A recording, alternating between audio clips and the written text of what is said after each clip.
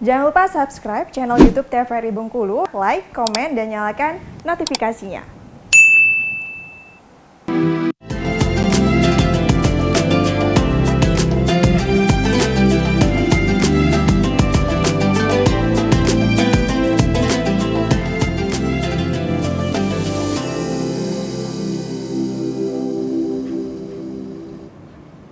Baik pemirsa, terima kasih Anda masih menyaksikan Mutiara Ramadan yang hari ini juga kita masih membahas mengenai membangun ukhuwah Islamiyah dan masih bersama dengan Ustadz Agus Aswandi.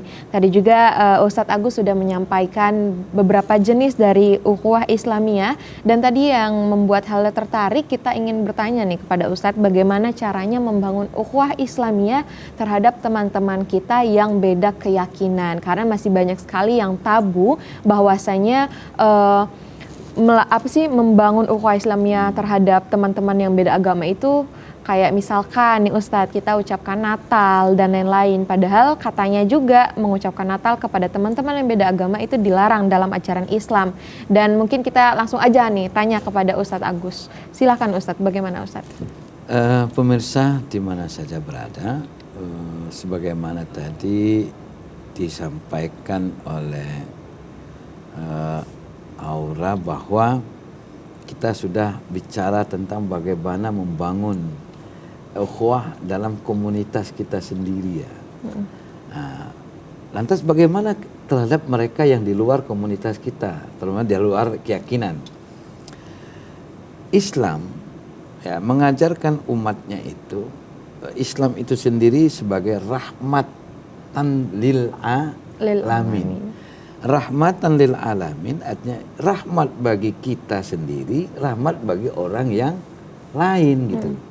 Lantas bagaimana seperti halnya yang terjadi misalnya Natal, ya, bolehkah kita mengucapkan selamat Natal kepada saudara kita yang non Muslim, orang Kristen misalnya?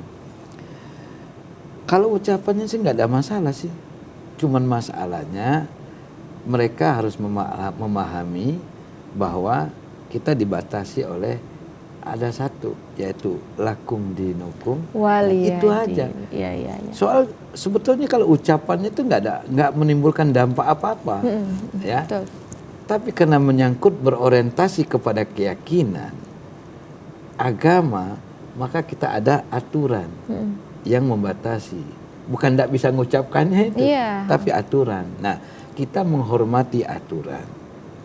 Nah, maka ketika saudara kita yang beda agama tidak mendapatkan ucapan itu, mereka juga harus memaklumi. Karena apa? Bukan berarti kita tidak menghormati. Bukan berarti kita tidak respect, Ustadz ya? Tidak respect dengan hari raya itu. Tapi kita dibatasi oleh aturan Al-Quran. Dan dihormati juga Allah kan? Nah, namun di sisi lain kita tetap membangun solidaritas, toleransi terhadap mereka yang beda agama. Bahkan Rasulullah dulu pernah menyampaikan, ya, man azazimiyan faqad azani. Ya, barang siapa yang memusuhi, ya, orang zimian itu orang yang tidak sekeyakinan dengan kita. Zimian itu kan orang yang beda agama dengan kita, ya. Nah, faqad azani, maka dia telah memerangi aku, kata Rasul. Artinya apa? Orang yang berbeda agama, yang mau berdamping hidup dengan kita secara baik, welcome, kenapa tidak gitu, ya kan? Karena sifat berhidup, bermasyarakat, berkomunitas itu kan baik ketika kita sama-sama baik gitu, ya. Dia akan menjadi buruk ketika kita sudah berpikir tentang keburukan ya. Berarti tergantung dengan pikiran kita ya Ustadz ya. Kalau maka mindset kita sebagai seorang Muslim, ya, dengan keyakinan kita terhadap mereka yang tidak berkeyakinan, bersebeda keyakinan, ya kita harus bangun kebersamaan dalam berbeda tapi tetap bersama, bersatu meskipun berbeda. Iya, kembali lagi ke Bhinneka Tunggal Ika tadi. Oke, berarti sebenarnya kalau mengucapkan saja itu tidak apa-apa ya Ustadz ya? Mengucapkan tidak apa-apa, cuma kita cuma juga dibatasi oleh kita ada batasannya Ustadz ya? Yang diatur oleh Al-Quran. Oke. Gitu. Ustadz, kalau tadi sudah mengenai jenis-jenisnya, kita juga sudah mengetahui bagaimana cara kita membangun ukhuwah Islamiyah dengan teman-teman kita atau saudara kita yang beda keyakinan dengan kita. Sebenarnya Hele juga mau tahu nih Ustadz, seberapa urgensinya membangun ukhuwah Islamiyah ini Ustadz sebenarnya? Seberapa pentingnya Ustadz? Kenapa ya udahlah kita tidak peduli dengan adanya ukhuwah Islamiyah seperti itu Ustadz? Jadi ukhuwah Islamiyah berarti bersatu dengan nilai-nilai luhur Islam ya. Berarti kita menjadi subjek ya. Lantas bagaimana kita membangun ukhuwah Islamiyah terhadap mereka yang tidak sekeyakinan dengan kita? Islam tidak melarang kita berhubungan baik dengan yang beda dengan kita. Ya, kalau Islam orang itu baik, dia baik terhadap dirinya sendiri, baik terhadap saudaranya yang seagama, baik juga terhadap saudaranya yang beda agama. Kenapa? Sifat menghormati, menghargai itu merupakan suatu nilai luhur bagi seorang muslim. Ya. Jangan karena kita melihat bahwa kita ini sudah syahadat, sudah sholat, seolah-olah kita paling bagus, ya, kita betul. paling hebat. Jatuhnya rasis ya Ustadz. Rasis ya, gitu. Nah itu yang tidak boleh.